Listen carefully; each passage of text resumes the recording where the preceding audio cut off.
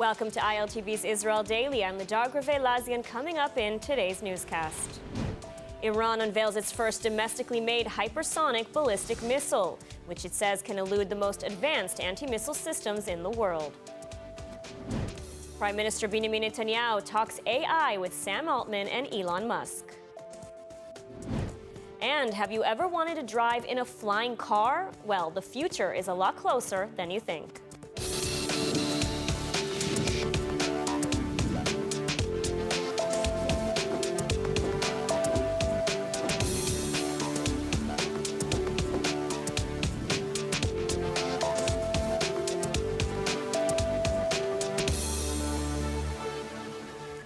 In an announcement that's likely raising concerns among Israel and the West, Iran on Tuesday unveiled its very first hypersonic ballistic missile. Iran's official IRNA news agency reported that Tehran has presented its first domestically made hypersonic ballistic missile Tuesday. The missile, named Fatah, was unveiled at a state ceremony attended by President Ebrahim Raisi and commanders of Iran's Revolutionary Guard Corps. State TV said Iran's Fatah missile can target the enemy's advanced anti-missile systems and is a big generational leap in the field of missiles. The report added that it can bypass the most advanced anti-ballistic missile systems of the United States and the Zionist regime, including Israel's Iron Dome. Hypersonic missiles can fly at least 5 times faster than the speed of sound, making them difficult to intercept. The news site said that Fatah has a range of 1,400 kilometers and hits the target at a speed between Mach 13 and Mach 15. And Washington has reiterated its iron-clad commitment to Israeli security. Speaking to the pro-Israel lobby AIPAC, U.S. Secretary of State Antony Blinken reaffirmed that all options are on the table to ensure that Iran does not obtain nuclear weapons. ILTV's Steve Leibovitz reports. After hearing dire assessments from Jerusalem, U.S. Secretary of State Blinken made clear that there was no change in U.S. policy regarding Iranian nuclear weaponization. Blinken told AIPAC that he understood Israeli concerns. But there is no danger that Israel faces that is graver than the one posed by the Iranian regime. That regime routinely threatens to wipe Israel off the map. It continues to provide weapons to terrorists and proxies like Hezbollah and Hamas, who reject Israel's right to exist. Blinken also agreed that diplomacy may not work with Iran, and the military option remains on the table. If Iran rejects the path of diplomacy, then, as President Biden has repeatedly made clear, all options are on the table to ensure that Iran does not obtain a nuclear weapon. Meanwhile, the IAEA rejected criticism voiced yesterday by Prime Minister Netanyahu, accusing the UN nuclear watchdog with pandering to Iran. We are used to this, one day is one side that says one thing and the other day is another side. We accept this as part of our work. Our work is neutral, is impartial, is technical, and we will always say things as they are. The IAEA comments did not satisfy or even answer any of Israel's concerns. And joining us now with more on the Iranian threat and Israel's assessment that a multi-front conflict may be on the way is ILTV correspondent and host of ILTV's Insider, Steve Leibovitz. Steve, great to have you in the studio. I came just because I'd be with you. So tonight, Insider focuses mainly on the Iranian threat and the prospect of a multi-front conflict with Iranian proxies in Lebanon and Gaza. What can you tell us about this? First of all, what I can tell you is that I have great guests to talk about it today that really know their stuff, Ambassador Dani Ayalon and Colonel Miri Eisen. Israel is certainly making it seem as though we are about to be confronted with several fronts at the same time, all coordinated by Iran. That assessment meeting, the Security Cabinet meeting yesterday in Tel Aviv, had all the looks of a country that is preparing for a major operation. Worrying times, you could say, but Israel's going to be ready for all eventualities. Okay, so now as you reported, U.S. Secretary of State Antony Blinken saying that all options are on the table with regards to Iran, and yet we are seeing the White House still trying to secure a diplomatic solution so far with little success. Security experts saying that Israel and the U.S. have essentially missed the window, the opportunity to strike. So what's your take on this? Well, Blinken was clearly reading off of a page, saying the things that AIPAC, Israel supporters, wanted to hear. namely that the military option is not off the table. I don't see it happening, mainly because Iran is so close to having the technology, to being able to put together a weapon, that I think it could be even more dangerous to try to strike them now. Because even if you hit them, and you hit them hard, they still have the technology. The technology will still exist within their computers, within the Iranian space. And therefore, you have a situation where we can almost count on the fact that they will have the capability. The question is, can they be convinced not to actually create a bomb and stay months or even years away from actually physically having a weapon? Mm-hmm. That's an interesting assessment. So do you think that the diplomatic option is all that's left? It seems to me that unless Israel wants to go alone, because I don't think the United States is going to jump in, and there's no guarantee that even if they jumped in and there was a military strike aimed at knocking out the nuclear capabilities of Iran, are there any guarantees that it could succeed? And if it did succeed, would it just delay things by some years or have an actual permanent impact? The only country, Lidar, that ever used a nuclear weapon, of course you know, is the United States. And why did the United States use a nuclear weapon when they did? To end World War II. Wrong. They used a nuclear weapon when they did because no one else had one. Iran realizes that its two main enemies in the world, the United States and Israel, both have, at least according to foreign reports, huge nuclear arsenals. If they would dare to create a bomb and try to use one against one of their enemies, they would leave themselves open to total devastation. And interesting. And so today, also, it's important to note, Iran revealed a new hypersonic missile we just heard about.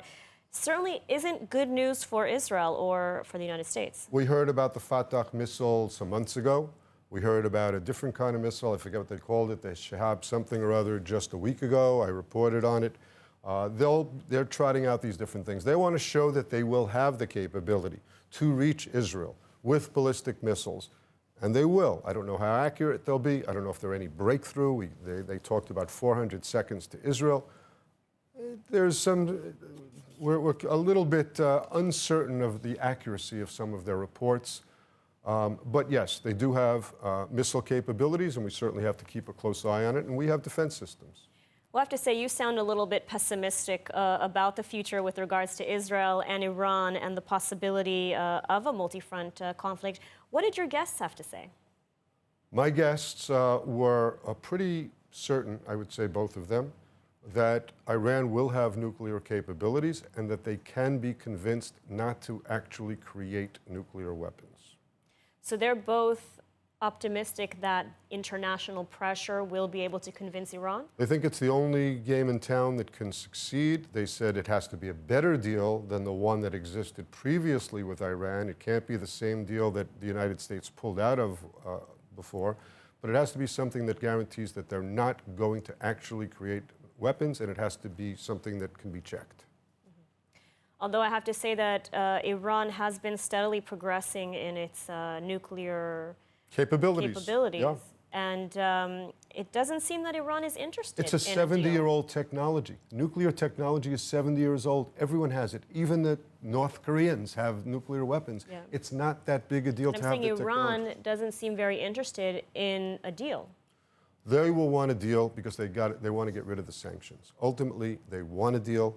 They need the money. They need access to the trade that they've been blocked from having. They'll agree if the conditions are met that are basic for them. All right, Steve Leibovitz, thank you so much for coming in today. Pleasure. And don't forget to check out Insider tonight on ILTV. And moving on, Israel will have a huge role to play in the artificial intelligence revolution. That's the word from visiting co-founder of Microsoft-backed OpenAI, Sam Altman, during his visit to Israel. Prime Minister Netanyahu also spoke about the issue with Elon Musk and said he aims to turn Israel into an AI powerhouse. Visiting OpenAI founder Sam Altman confirmed that OpenAI is examining various investment options in Israel and said the Israeli talent pool will have a major place in the artificial intelligence revolution, transforming the world in the coming years. It really is it's a pleasure to be here. obviously it's super special for me to visit Israel, but the tech community, the startup community, the rate of it, that they're embracing AI is incredible to watch. Altman arrived in Israel this week as part of a worldwide tour to meet with AI users and developers as well as policymakers. President Herzog commented on the need to protect against AI risks. Clearly, side by side with the great opportunities of this incredible technology, there are also many risks to humanity, to the independence of human beings in the future. Now, of course, we do have to balance that with all of the risks you just talked about, but I'm very heartened as I've been doing this trip around the world, getting to meet world leaders, the thoughtfulness, the focus, the urgency on figuring out how we mitigate these very huge risks that are coming so that we get to enjoy the benefits of this technology. Everyone wants to figure that out. With support of tech billionaire Elon Musk, Altman set up OpenAI in 2015 as a research and development lab with a mission to ensure that artificial intelligence benefits all of humanity. After speaking to Musk and Altman, Prime Minister Netanyahu made clear that Israel will be active in the AI field.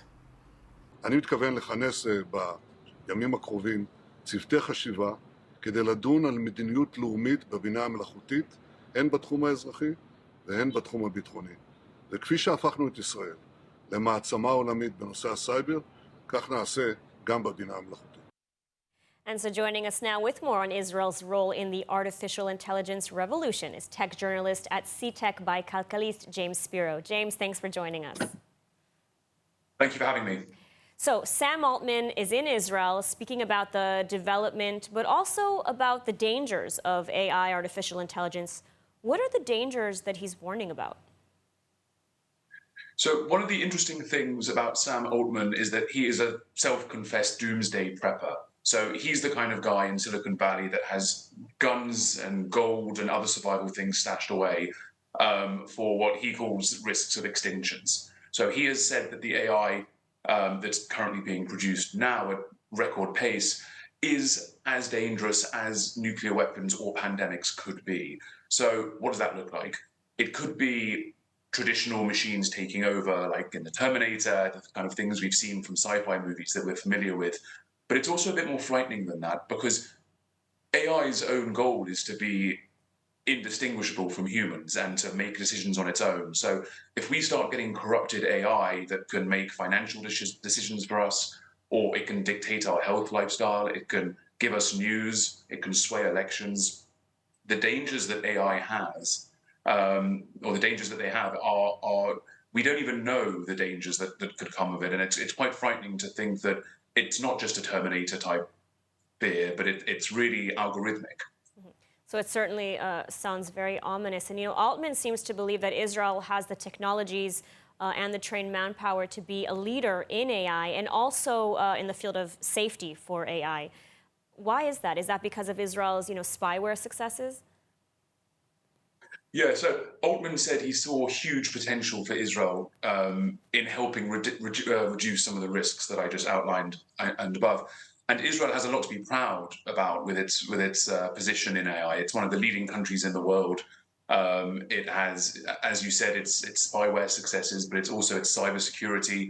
A lot of its companies are based in cybersecurity and fintech, and a lot of the industries that favor the use of AI, as well as the founders that come from army units that work on these technologies. So from a very young age, Israel has this environment and ecosystem that really fosters this way of thinking, and it's a testament to the people's resilience and their innovative thinking that leads it to where it is today. And it's really, I imagine it's really proud. It's a really proud moment for someone like Prime Minister Benjamin Netanyahu to have Sam Altman and Elon Musk kind of cite Israel as the place to look at. So you mentioned Elon Musk. So the Prime Minister spoke both to Altman by phone and to Elon Musk. And he promised that Israel will jump right in, but there's a lot involved, is there not? I mean, he spoke of a nationwide strategy. What could that look like? Yeah, so the Prime Minister outlined that he wanted to formulate a national policy regarding civil and security uses of AI. Now, what's interesting is that every country, or every region has a different priority for it. So in Israel, BD has said that he wants to do civil and security uses. America, they want to focus on innovation, America, Canada, and the UK. The European Union wants to focus on more things like privacy and protection, and China wants to focus more on things like surveillance. So there are loads of different areas in the world where different countries and different regions have different priorities. So I think it's absolutely appropriate and necessary for Israel to be jumping on that bandwagon. And then when it comes down to the kind of what kind of values you want to put in that policy, comes down to the culture that the country belongs to. Israel, it just published a 115-page draft AI policy in October. It's currently under review, so we'll get to know more about the things that are in there in the next coming months.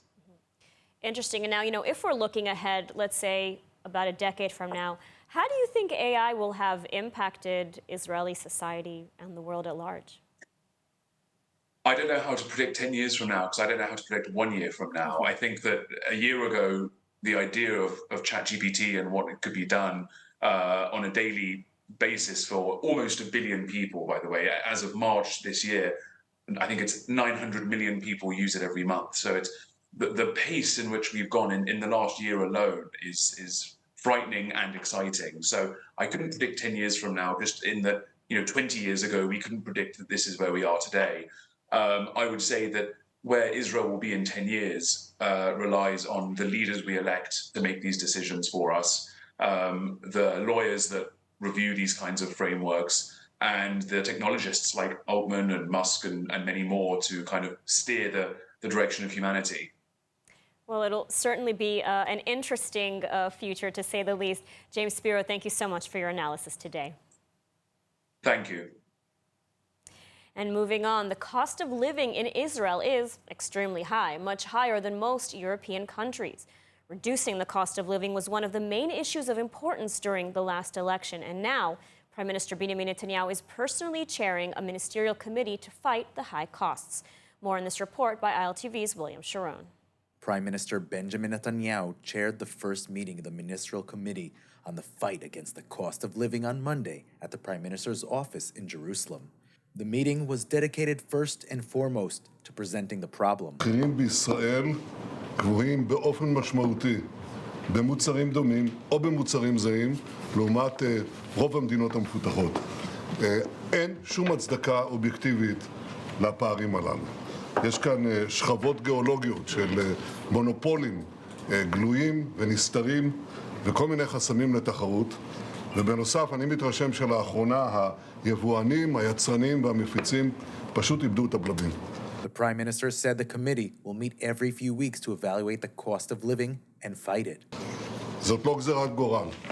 ישראל לא צריכה להיות יקרה יותר מרוב המדינות המפותחות בעולם.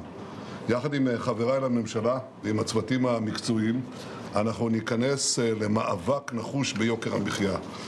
The next meeting will be held in 2 weeks, time at which the professional echelons will submit practical steps for this fight. And now, have you ever wanted to take a drive in a flying car? Well, the future is closer than you think. Israel's National Air Drone Initiative has conducted the very first air taxi test. And that's right, you heard that right. Let's take a look. Israel's National Air Drone Initiative has taken a significant step forward by conducting the very first air taxi test in Israel this past week. The initiative is a partnership between government agencies led by the Ministry of Transportation, the Israel Innovation Authority, Ayalon Highways Ltd., and the Civil Aviation Authority of Israel. As such, for the first time, test flights of eVTOL autonomous electric aircraft were conducted in a managed urban airspace, carrying heavy cargo loads with the future possibility to fly people for long distances. Additionally, Air flew the Air Zero manufactured here in Israel, which can accommodate up to 2 passengers for a distance of up to 160 kilometers. While Dronery, a subsidiary of Kando Drones, took off for the first time at the Palyam landing pad in Caesarea with EHang's innovative aircraft, which can carry 2 passengers and fly a distance within 30 kilometers in a fully autonomous flight with no pilot on board, using EHang's intelligent command and control system. Dol Bean, CEO of the Israel Innovation Authority, said that Israel is one of the global leaders in this field and said that the experiments are an important milestone in the National Drone Initiative, which has gained international acclaim. He added that the significance of these demonstrations lies in creating a regulatory sandbox that allows all relevant stakeholders to have practical experience before establishing a regulatory infrastructure that enables a wider economically viable model. The ability of Israeli startup companies in the drone industry to experiment within this sandbox provides them with a competitive advantage in the global market. Indeed, the initiative is focused on preparing Israeli airspace for drone flights with the intention of alleviating traffic congestion on Israel's roads, providing commercial and public services more efficiently, and creating a global competitive advantage for Israeli high-tech companies. The initiative has been operating since 2019, with over 60 million shekels being invested in the next 2 years, when test flights will be conducted on a large number of aircrafts, which will be able to transport people and goods in the very near future. And our final story for tonight, addiction is a difficult and not often talked about phenomenon affecting millions of people around the world. It's not always easy to get help and can be even more difficult among certain population groups. In Israel, Retorno has emerged as a leading rehab center for observant Jews from around the world. Let's take a look. Addiction, whether to alcohol, drugs, gambling, or even overeating or overshopping, is a devastating phenomenon that is not often talked about. It is very difficult to overcome, and the first step is usually to seek help, but it's not always easy to find. In Israel, the Retorno Rehab Detox and Community Center, located in the countryside near Jerusalem, has become the go-to solution for Jewish patients not only from Israel, but from as far away as New York, London, and South America. The center has a professional team with over 30 years of experience and a tailored approach for each client, all while maintaining a kosher environment. Rabbi Ethan first recognized the need for such a center. In the last 30 years since I created Retorno, I built it up in Mexico 35 years ago. I think that we treated until today more than 2,000 kids and adults. Since its founding, the center has helped hundreds of clients to recover and restart their lives. This patient was on the edge of suicide before checking in to Retorno. Hopped on a plane, got here to Israel, and I started here at Retorno. And I can tell you from when I started here to where I am today, 7 months later, I'm a completely different person.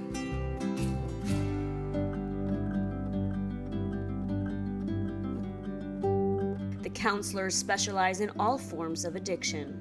A very special place. We deal with everything that covers addictions, which could be gambling, alcohol, drugs, sex, computers, phones, everything that has to do with addiction. We're expert in these stages. The first stages that will give you your first comfort, your first loving support, and the medical support that will guide you through the first month of your treatment.